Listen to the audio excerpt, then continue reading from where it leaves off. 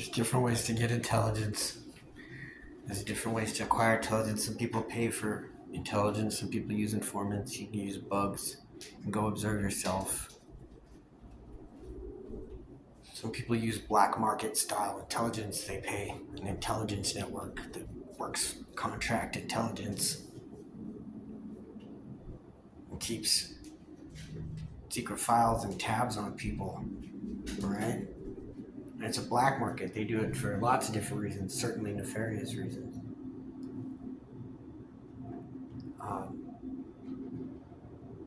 One way I got onto it was that, look, so somebody's gathering intelligence.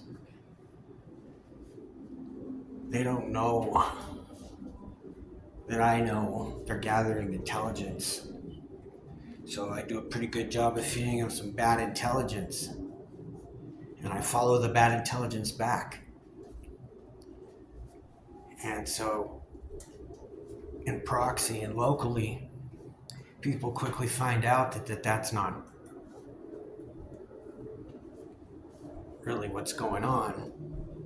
All right?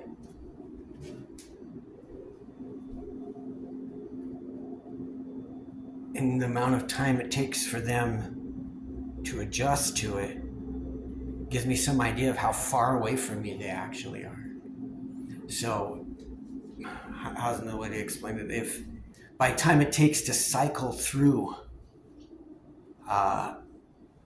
intelligence networks, word of mouth, as long as the amount of time it takes to figure out what people around me or in the vicinity already know, and then where it goes. So the time it takes their intelligence gatherers to adjust to being found out, there's a certain amount of distance there. When they figure out that you're pulling one over on them and did a good job at it, they finally figure it out. They should just drop it like a rock. So, oh, this intelligence asset is no good. He fooled us. Sometimes, it's pretty vague sometimes. Things like that don't often work. Like, do I really get a good idea from it? I get some idea. I get a range of possibilities of how far away the management for the intelligence gathering is, who wants the intelligence, who uses the intelligence. So, like I said, it doesn't always work, but I'm not defining any parameters myself, certainly. So I'm not none of this is situation I've created that I knew about going into, had planned, contingency plans, security, insurance, whatever, you know what I mean? It's not like I got a dental policy for doing this shit. It's just that they were following me and I picked up on it. And they just show up from time to time anyway because there's other stuff going on, whether it's intelligence agents or federal investigators of varying degrees, state investigators, sheriff's department. Enough of that around. You know what I'm saying? I gotta wonder, who is it? Is it the Russians? What are the Russians doing? Some people think it's paranoia, but I've been there, right? And considered sometimes a sympathizer as well. Not just suspicious of them, but suspicious for them, And like I say, I'm not working on any contract. I'm not working under any organization or for any corporation or for anyone. So, I don't have the resources as the operatives have. So, I don't have a little fountain of money where I can pad my intelligence excursions or whatever.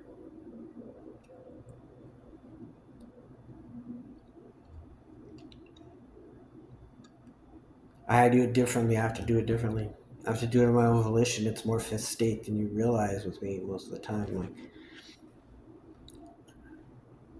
I've talked about this previously, maybe even almost a decade ago. It's been now that I was targeted. I was targeted like socially, economically, politically. It was more than just like repression too. It was like there's a lot going on. So one thing we did back then, when they got after me, one thing was we legalized pot so heartily in Colorado. And like the cartel and the government hated us for that. And certain agents, certain gangsters, they hated us for it. They retaliated against us for it. We snatched up all the pot market, and also there's a lot of pot. So both the Fed, the U.S. Fed. Haha, I'm so rude, sucking biscuits out of oatmeal biscuits out of my teeth. Ha ha ha. When you talk, it shakes the food loose and it falls out. Yeah.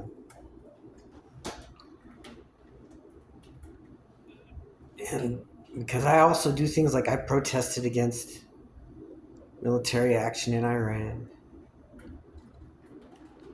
I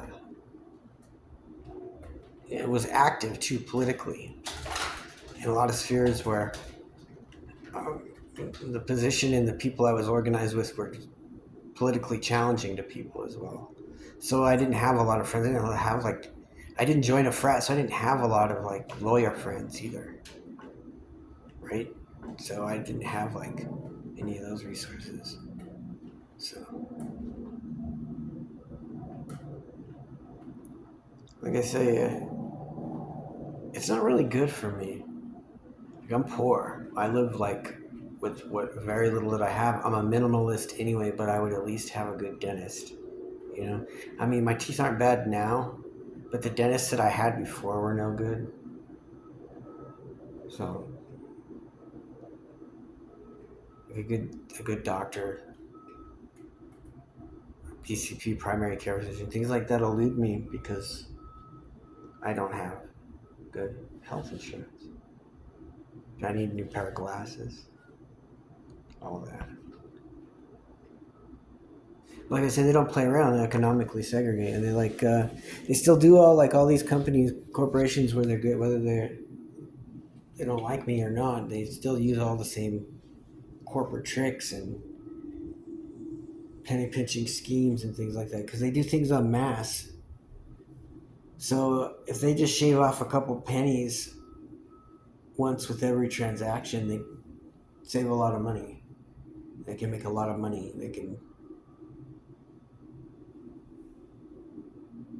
They can fill up the stockholders' bags if they want. So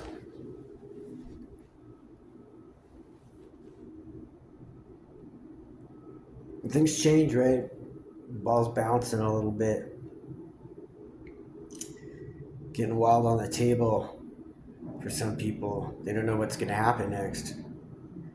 They kind of sink or swim feeling for a lot of people won't be good because a lot of people won't deal with it well. Like people generally rely on a certain sense of security because like really for thousands of years people have lived indoors and for the most part live indoors and should be allowed to live indoors and should be living indoors. Like keeping people out of houses and not dealing with homeless people is it's really shady actually. Like if you let it get as bad as it has gotten, it's ridiculous. That's why everything falls apart. It's like, well,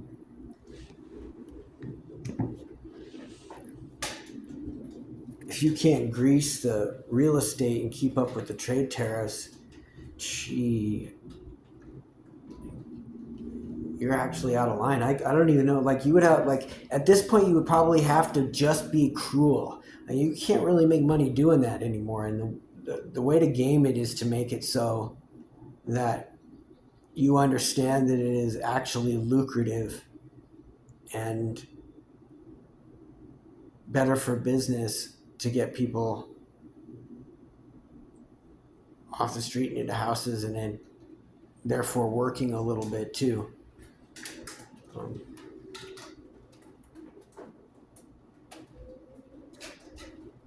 you have to give the value of the property to its use too. You have to give it to the value of the property reflects how it's used. So particularly useful properties are valued higher, and they become useful by being occupied and used for something. So if there's nobody in them, their values actually diminish quite a bit.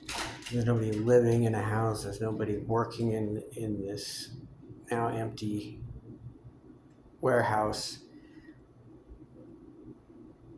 And that ends up like it's a downward spiral. It's a slippery slope.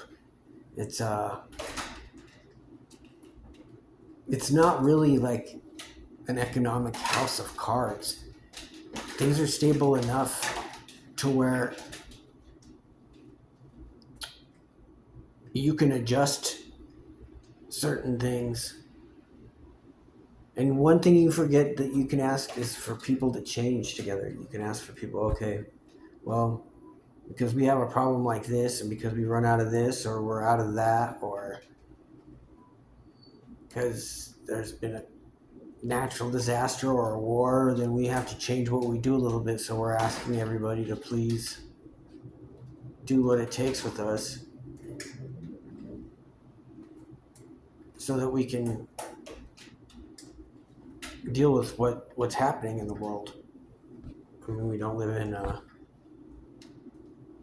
an aquarium or like a separation or like really have any way to like get out of the rest of the world. It's better to mitigate and do things reasonably by score of reason.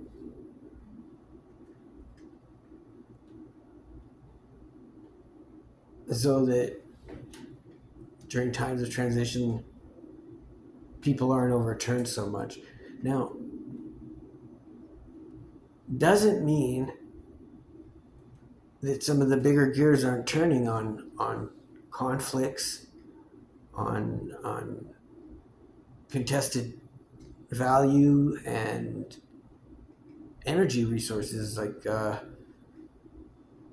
people are still like have a lot of momentum as they're fighting each other about these things, and getting through 2028 to 2029 is going to be a tough deal, and it is dangerous, and there's a lot of potential for a lot of people to lose their lives and also lose the quality of their lives, so that things like that only a few people are dealing with now, their neighborhoods have been destroyed, their utilities have been destroyed. Even here in the United States, it's happening. It says their lights are going out and things like that. It's starting to happen more. Using diplomacy and humanitarian efforts in places that are the worst off is one of the best ways to do it. So to help the people that are in the war-torn regions with things like food and medicine will make a big difference as far as whether or not we can get past this phase of transition without creating a World War III conflict that destroys the quality of life on Earth, so that we don't hurt ourselves and the planet so much that it's just going to get worse until it's really just over.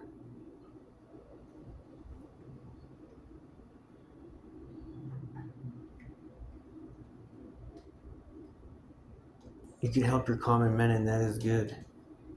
You can help people out enough, and that's good. We need to help people in Gaza and Ukraine. We need to help people in Syria. We need to help people whose lives have been affected by natural disasters and war, conflict. We need to help people whose lives have been affected by trade embargoes and, and weaponized economics. That's how we steer clear of